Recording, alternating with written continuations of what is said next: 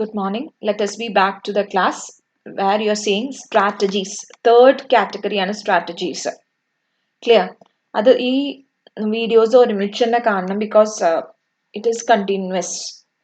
Strategy എന്ന് പറഞ്ഞാൽ ഒരു ആക്ഷൻ പ്ലാൻ ആണ് which sets a direction that a company will be taking. അതായത് ഒരു കമ്പനി എടുക്കുന്ന ഒരു ആക്ഷൻ പ്ലാനിന് ഒരു ഡയറക്ഷൻ കൊടുക്കുകയാണ് സ്ട്രാറ്റജി. ഇത് നമ്മുടെ സ്ട്രാറ്റജിയാണ്.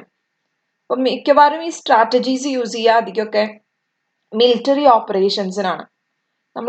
നമ്മുടെ ഇന്ത്യക്ക് ഒരു സ്ട്രാറ്റജി ഉണ്ടാവും, ഇങ്ങനെയാവണം. അപ്പൊ അത് ആദ്യം തന്നെ ഫ്രെയിം ഔട്ട് ചെയ്ത് വെക്കും. ക്ലിയർ? അപ്പോൾ ഒരു ഡിസിഷൻ മേക്കിംഗ് ചോയ്സ് ആണ് സ്ട്രാറ്റജി എന്ന് പറയുമ്പോൾ.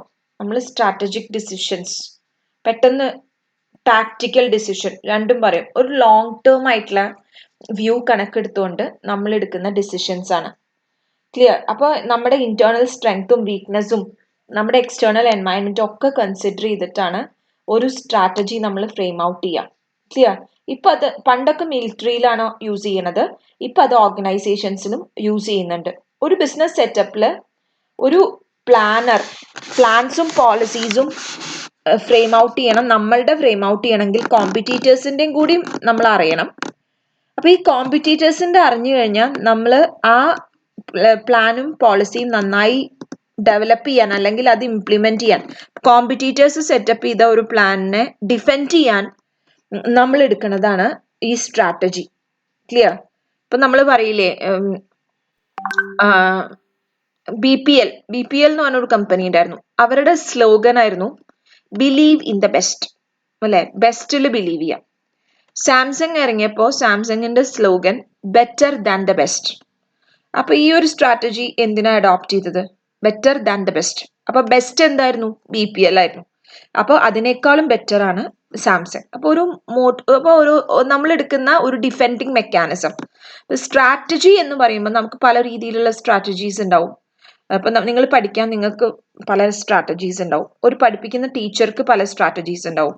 അപ്പൊ അത് ഒരാളിൽ നിന്ന് വേറൊരാളിലേക്ക് ഡിഫറെന്റ് ആണ്. ഇപ്പൊ പ്രത്യേകിച്ചും ഇപ്പോ PC തോമസിന്റെ സ്ട്രാറ്റജി ആവില്ല ബ്രില്യൻസ് പാലയിൽ ഫോളോ ചെയ്യേണ്ടവ. അവരുടെ സ്ട്രാറ്റജിയാണ് അവരെ സക്സസ്ഫുൾ ആക്കുന്നത്. അപ്പൊ കോമ്പറ്റീറ്റേഴ്സ് ഫോളോ ചെയ്യുന്ന പ്ലാനിനെ ഒരു പടി ഡിഫീറ്റ് ചെയ്യാൻ വേണ്ടിയിട്ടാണ് നമ്മൾ സ്ട്രാറ്റജി ഫ്രെയിം ഔട്ട് ചെയ്യണത്. ക്ലിയർ? ഇപ്പോൾ സ്ട്രാറ്റജി എന്ന് പറയുമ്പോൾ it is A pattern of objective, purpose or goals stated in such a way as to define what the business is in or what kind of business it is. ഇപ്പൊ പല രീതിയിലുള്ള business ഉണ്ടാവും. ആ business ഏത് രീതിയിലാന്നൊക്കെ അറിയാം strategy frame out ചെയ്യുമ്പോഴാണ്. Clear? ഇപ്പോൾ എന്തൊക്കെ ഫീച്ചേഴ്സ് ആണ് സ്ട്രാറ്റജീസിനുള്ളത്? It is a plan of action. Strategies consist of general programme of action to be pursued. Plan of action ആണ് strategy. And next it involves choice involve ചെയ്യുന്നുണ്ട്. അതിന് that determines nature and direction of the organisational activity. Clear? Nature and ഡയറക്ഷനും കൂടിയും അതിലുണ്ട്. അപ്പൊ choice ഉണ്ട്, പല രീതിയിലുള്ള ചോയ്സുകളും ഉണ്ട്. Includes plan of competitors. അപ്പോൾ സ്ട്രാറ്റജീസ് എന്ന് പറയുമ്പോൾ ഒപ്പോസിഷൻ എന്ത് യൂസ് ചെയ്യണു അതിനെ ഡിഫെൻഡ് ചെയ്യുക എന്നുള്ളതും കൂടിയും സ്ട്രാറ്റജീസിൽ വരും. അപ്പോൾ they are not only the means to achieve business goal but to counter the what is done by the competitors. Clear? അതാണ് third feature. And it consider all the factors. അപ്പോൾ strategy എന്ന് പറയുമ്പോൾ ഇന്റേണലും എക്സ്റ്റേണൽ ഫാക്ടേഴ്സ് എല്ലാം consider ചെയ്യും. The strength and weakness of the organisation is considered. External factors are analysed. എന്നിട്ടാണ് ഒരു strategy frame out ചെയ്യാം.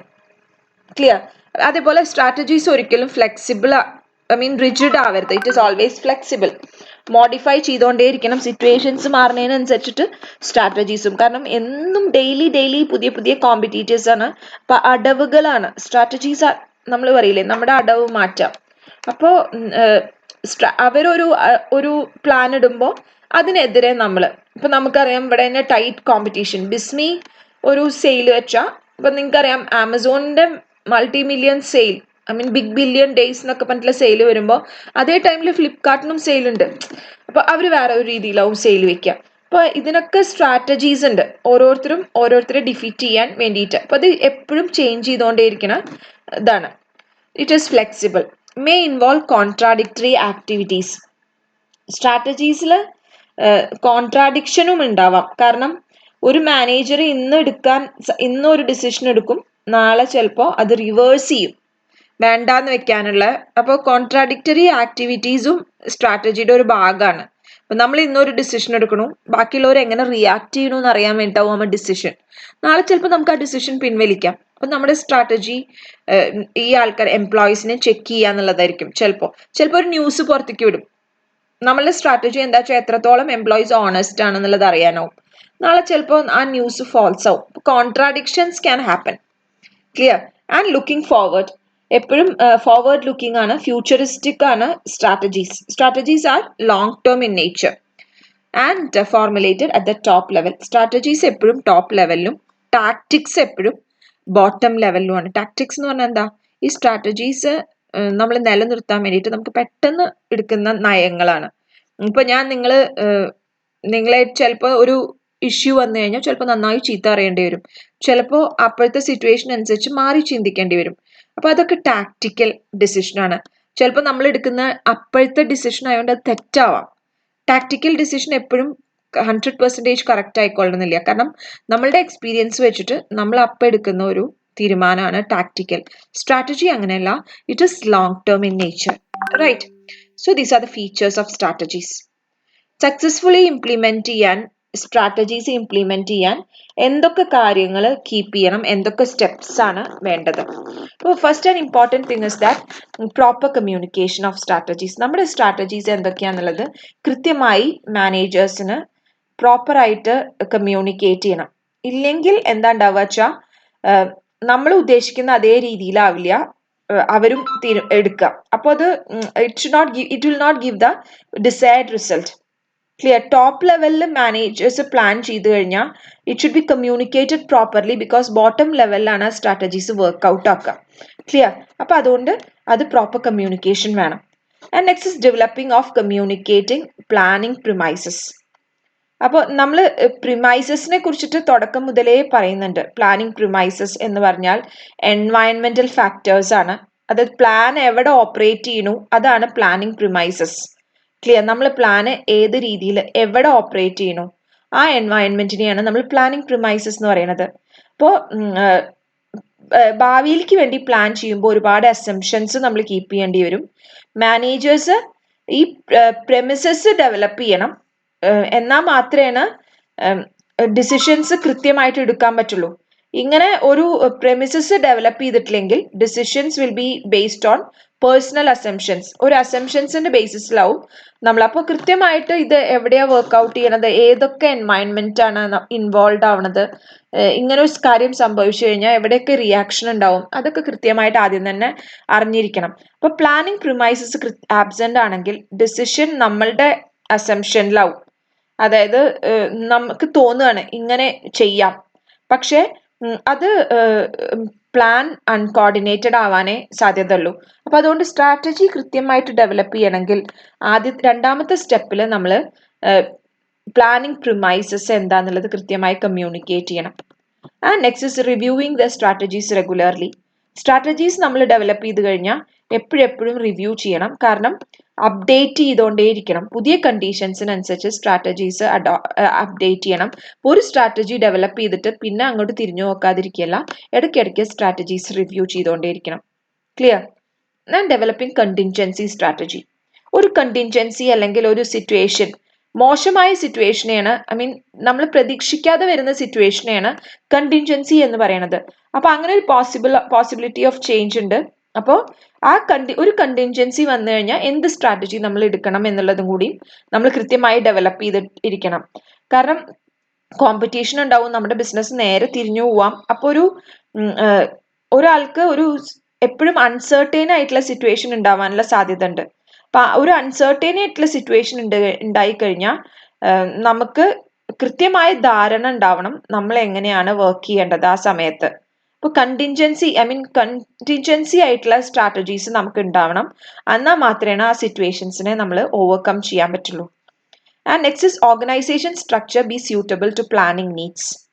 നമ്മുടെ ഓർഗനൈസേഷൻ സ്ട്രക്ചർ എങ്ങനെയായിരിക്കണം, പ്ലാനിങ് നീഡ്സുമായിട്ട് റിലേറ്റ് ചെയ്ത്. അപ്പോൾ ഓർഗനൈസ് സ്ട്രക്ചർ എന്ന് പറഞ്ഞാൽ എന്താ, ഏറ്റവും മുകളിൽ ആരാ, അതിന്റെ തൊട്ട് താഴെ ആരാ, അത് കൃത്യമായിട്ടായിരിക്കണം നമ്മൾ അറേഞ്ച് ചെയ്തിട്ടുണ്ടാവുക.